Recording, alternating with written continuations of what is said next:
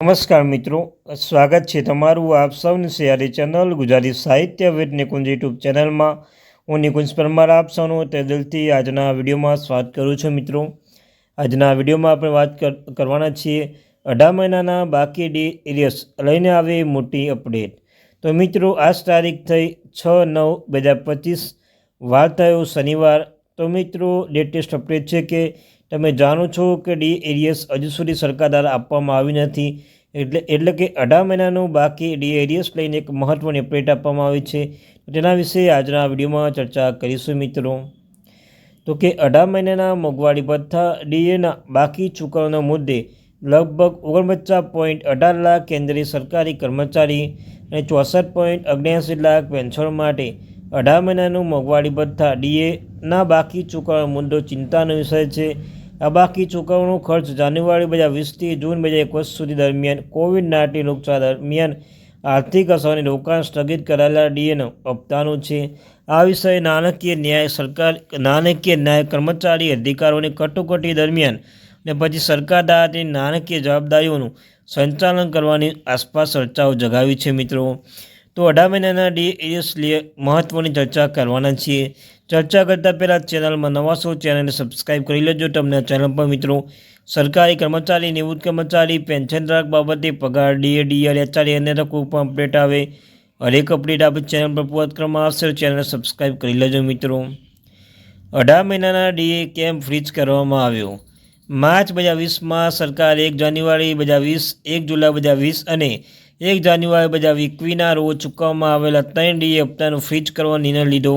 આ નિર્ણય રોગચાળાના કારણે વધતા નાણાકીય બોજને નિયંત્રિત કરવા માટે લેવામાં આવ્યો હતો. આ સમય દરમિયાન સરકાર આરોગ્ય, માળખાગત સુવિધાઓ અને રસીકરણ અભિયાનો અને સામાજિક કલ્યાણ કાર્યક્રમ માટે નોંધપાત્ર ભંડોળ વાળવામાં આવ્યું. નાણાં મંત્રાલય જણાવ્યા અનુસાર આ ફ્રીઝ લગભગ 34,402 કરોડ બચાવવામાં મદદ મળી, જેનો ઉપયોગ કોવિડ-19 કટોકટીનો સામનો કરવા માટે કરવામાં આવ્યો. જ્યારે સ્થગિતનો કામચલાઉ પગલાં તરીકે જોવામાં આવતી હતી, ત્યારે હપ્તામાં ક્યારેય સત્તાવાર રીતે રદ કરવામાં આવ્યા ન હતા. આના કારણે સરકાર હવે રોકાયેલા ડીએને મુક્ત કરવું જોઈએ કે એમ તે અંગે ચર્ચાઓ ચાલી રહી છે. ખાસ કરીને કારણ કે રોગચાળામાં પછી દેશની નાણાકીય સ્થિતિ નોંધપાત્ર સુધારો કર્યો. તે સરકાર, કર્મચારી અને પેન્શનરોને કેવી રીતે અસર કરે છે? રોકેલા ડીએથી કેન્દ્ર સરકારના કર્મચારીઓ અને પેન્શન પર નોંધપાત્ર નાણાકીય અસર પડી છે. ઉદાહરણ તરીકે સમજીએ તો 18,000ના મૂળ પગાર સાથે એન્ટ્રી લેવલ કર્મચારીઓના હજારો રૂપિયા ગુમાવી શકે છે, જ્યારે વરિષ્ઠ સ્તરના અધિકારીઓને ઘણું વધારે નુકસાન થશે. આ રકમ લાંબા ગાળાના લાભોને પણ અસર કરે છે, કારણ કે ડીએના મૂળ પગારના ઉમેરવામાં આવ્યું છે. આ વધારો ગુમ થવાનો અર્થ એ છે કે ભવિષ્યના ડીએ અને પેન્શનની ગણતરીનો પણ પ્રભાવિત થઈ હતી. મિત્રો, ફ્રીઝના સમયગાળા દરમિયાન અથવા તે પછી તરત જ નિવૃત્ત થયેલા કર્મચારીઓના સૌથી વધુ પ્રભાવિત થાય છે. તેમના ગ્રેજ્યુટી, કોમ્પ્યુટેશન મૂલ્ય અને માસિક પેન્શનની ગણતરી ઓછા પગારના આધારે કરવામાં આવી હતી, જેના પરિણામે કાયમી નાણાકીય નુકસાન થયું હતું, જે બાકી રકમ પછીથી ચૂકવવા માત્ર આવે તો પણ સુધારી શકતું નથી. મિત્રો, ડીએ હકદારી પર કાનૂની વલણ. મોંઘવારી ભથ્થા સરકારી કર્મચારીઓને કાનૂની અધિકારી માનવામાં આવે છે. વિવેકાધીન લાભ નહીં, તે ફુગાવો સાથે જોડાયેલું છે અને ફુગાવા પછીની ભલામણો આધારે નિયમિતપણે ગોઠવવામાં આવ્યું છે. કર્મચારીઓના સંગઠનોને દલીલ છે કે મોંઘવારી ભથ્થું સ્થગિત કરવાથી આ સિદ્ધાંતોનું ઉલ્લંઘન થાય છે અને તેમને આ મામલો કોર્ટમાં ઉઠાવ્યો છે. જોકે હજુ સુધી કોઈ અંતિમ ચુકાદો આપવામાં આવ્યો નથી. કાનૂનના નિષ્ણાતો માને છે કે જો કોર્ટ કર્મચારીઓના તરફેણમાં ચુકાદો આપે તો સરકારે આખરે બાકી રકમ ચૂકવવાની ફરજ પડી શકે છે. સરકારની નાણાકીય સ્થિતિ પર સ્થિર થઈ ગઈ હોવાથી અને કટોકટીની પરિસ્થિતિ પસાર થઈ ગઈ હોવાથી કાનૂન તપાસની હેઠળ સતત વિલંબ ટકી શકશે નહીં. સરકારનું સત્તાવાર પદ. યુનિયનના અને વિપક્ષી પક્ષોના દબાણ સત્ર સરકારે કહ્યું છે કે આ સમયે બાકી રકમ ચૂકવવી શક્ય નથી. નાણાં મંત્રાલય અધિકારીઓનું જણાવે છે કે તાત્કાલિક રોગચાળાના સમયગાળા પછી પણ નાણાકીય તણાવ પછી વર્ષો ચાલુ રહ્યા. તેથી રોકાયેલા ડીએની ચૂકવણી રાષ્ટ્રીય બજેટ પર મોટો બોજ પડશે. સરકાર આત્મપગાર પંચની અમલીકરણ પર ધ્યાન કેન્દ્રિત કરે છે, જે સરકારી કર્મચારીઓ માટે વળતર વ્યાપક રીત છે. અધિકારીઓના સંકેત આપે છે કે ભવિષ્યમાં પગાર વધારીથી સ્ટેટ ડીએમાંથી થતા નુકસાન સરભર કરી શકે છે, પરંતુ તેમને ખાસ કરીને બાકી રકમ ચૂકવવા માટે પ્રતિબદ્ધતા દર્શાવી નથી.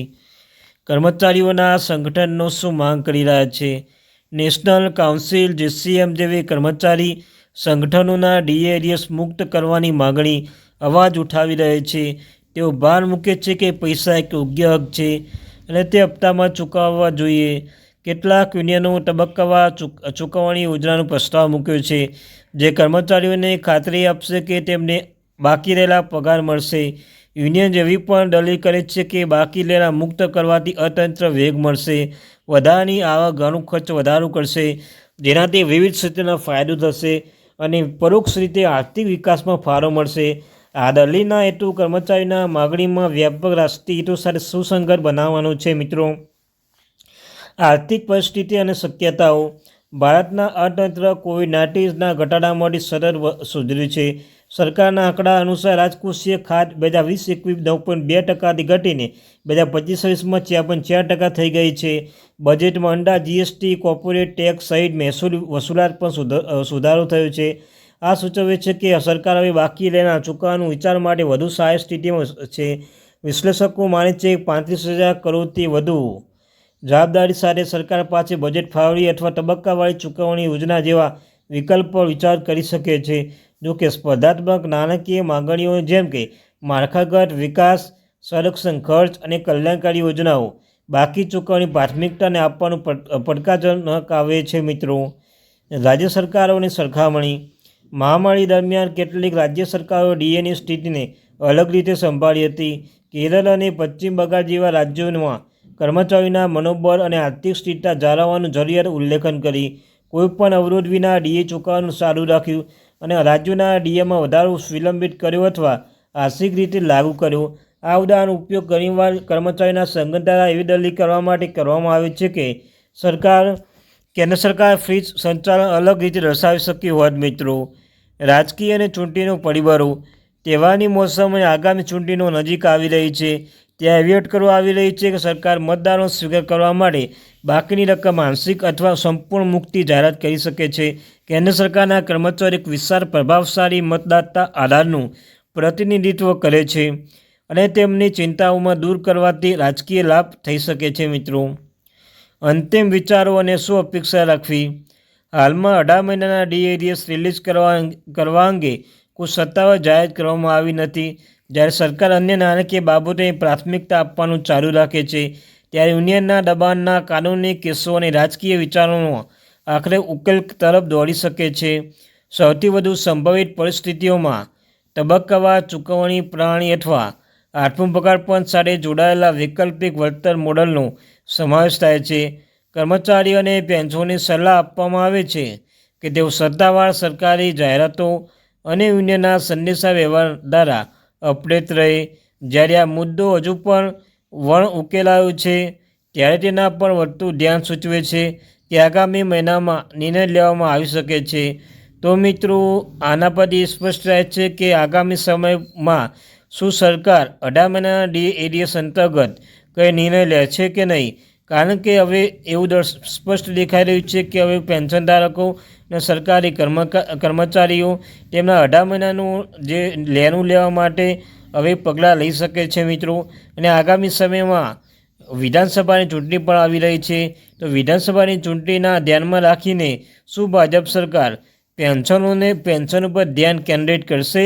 નહીં તો પેન્શનની એક મહત્ત્વની ભૂમિકાઓ છે અને આ જ પેન્શનધારક જો નારાજ હશે તો પેન્શનરો આગામી સમયમાં જે ચૂંટણી આવી રહી છે તેમાં પોતાનું સ્થાન બતાવશે અને તેમ દર્શાવે છે કે જો પેન્શનધારકો એ દેશની એક અહમ ભૂમિકા ભજવી રહ્યા છે. મિત્રો, પેન્શનધારકો જે પેન્શન આવે છે તેમનું પણ મિત્રો કેટલાક GST હોય કે કેટલાક ખર્ચ વધે છે. મિત્રો, આમ પેન્શનધારકોએ પૈસા નથી, પણ તેમના પરિવાર, તેમના બાળકો, તેમના જીવન ખર્ચ, તેના અભ્યાસ માટે એ બધું જ મિત્રો મળીને જે ડીએ એરિયર્સ એક મહત્ત્વની ભૂમિકા ભજવે છે.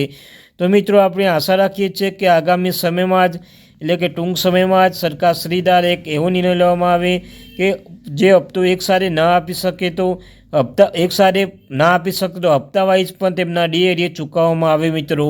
તો આ ત્યારની મહત્ત્વપૂર્ણ અપડેટ. મળીશું એક નવા વિડીયો સાથે. Thank you very much. Watch my video. જય હિન્દ, જય ભારત મિત્રો.